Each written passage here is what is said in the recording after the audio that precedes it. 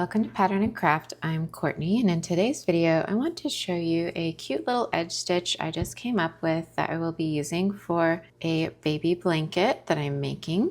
It is similar to a shell stitch, but most shell stitches are made with double crochets and they're a little bit bigger. This is more of a subtle shell stitch. It's made with single crochets and slip stitches. So if you know how to make those two stitches, this should be easy for you. If you don't know how to make those stitches, I will go over those in the video so you can create this yourself.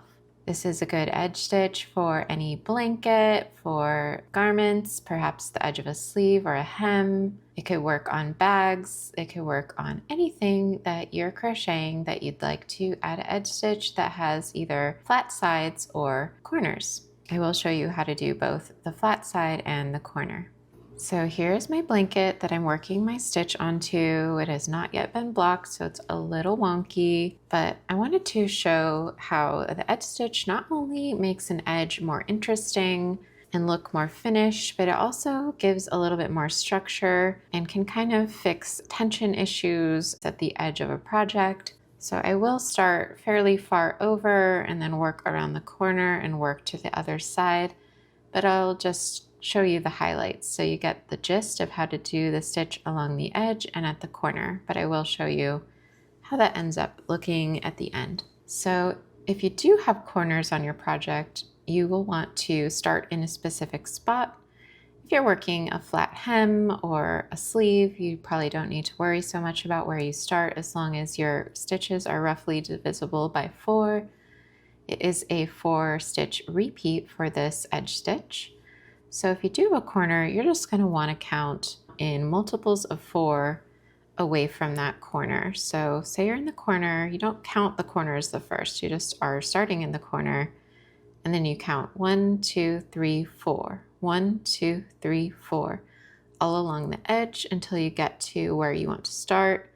Of course, you can just do the math, multiply 4 by however many stitches, and start at that point. So to get our stitch started, we can start in one of two ways. We can make a slip knot and add that to our hook, or we can simply wrap the yarn over our hook and then bring the tail back to the front so that we catch that little yarn when we make our first stitch. Whichever is more comfortable for you, that is how we need to start. We just need one loop on our hook to start our standing single crochet.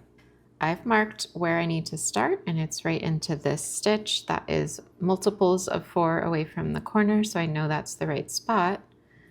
We're going to insert our hook into that first stitch, pull up a loop so that we have 2 loops on our hook, yarn over, and pull through 2.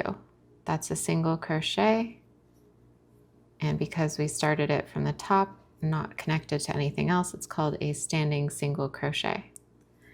Now we're going to just do 3 more regular single crochets into the same stitch. So insert your hook and pull up a loop, yarn over, pull through 2. Insert, pull up a loop, yarn over, pull through 2. Scoot your stitches a little if you need to get that 4th one in there. Insert, pull up a loop, yarn over, pull through 2. That's 4 single crochets made into that first stitch. I think I might zoom in so you can see a little better.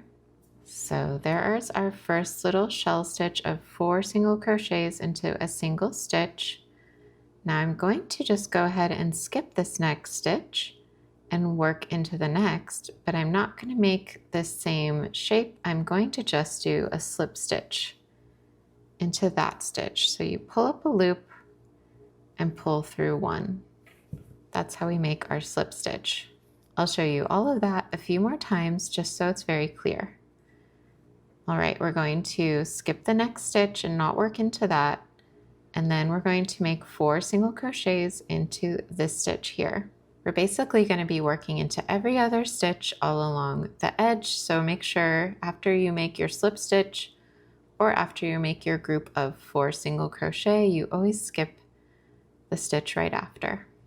So skipping this stitch, working into this stitch, we pull up a loop, yarn over, pull through 2, Into the same stitch, pull up a loop, yarn over, pull through 2.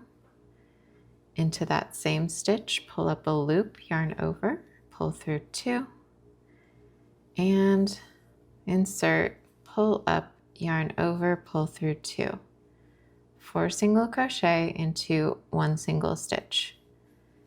Skip the next stitch. Remember, we're working into every other stitch, so skip this one and work into this one with just a slip stitch. So pull up a loop and then pull through 1.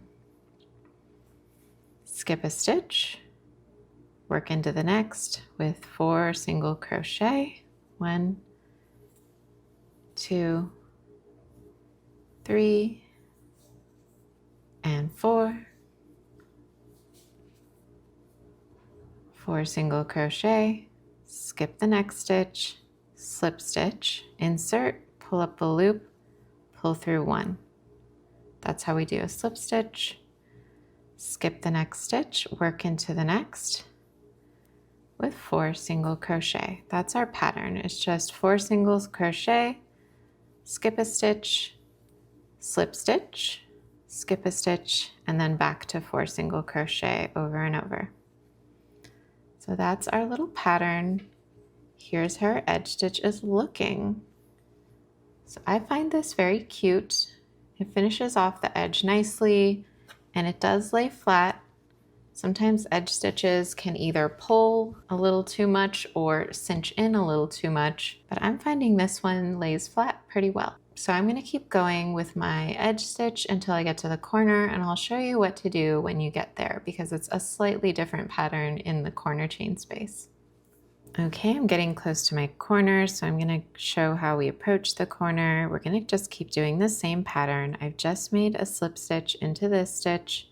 I skip 1, work 4 single crochet, 1, 2, 3, 4 into that stitch, skip 1, slip stitch, and now I'm here at my corner because I'm going to skip this stitch, of course, and then start working into the corner.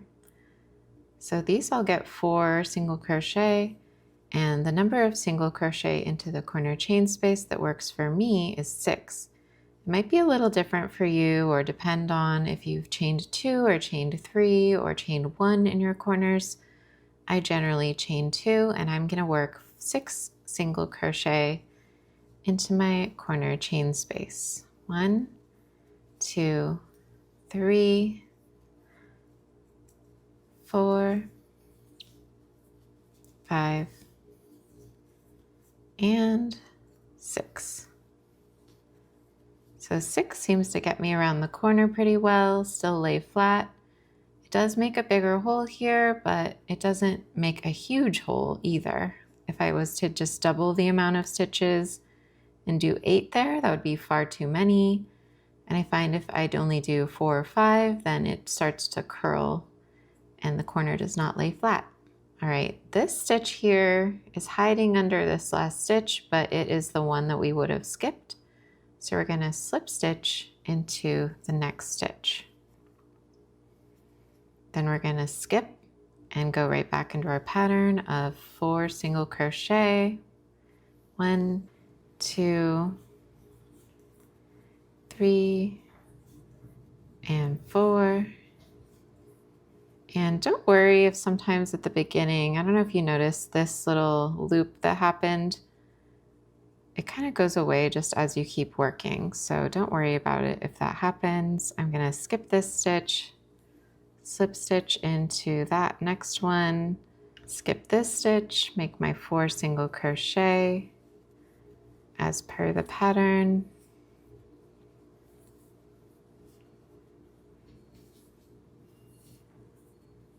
And just keep going along in the same pattern until you've worked your whole edge. I'll be back in a moment to show you the finished look.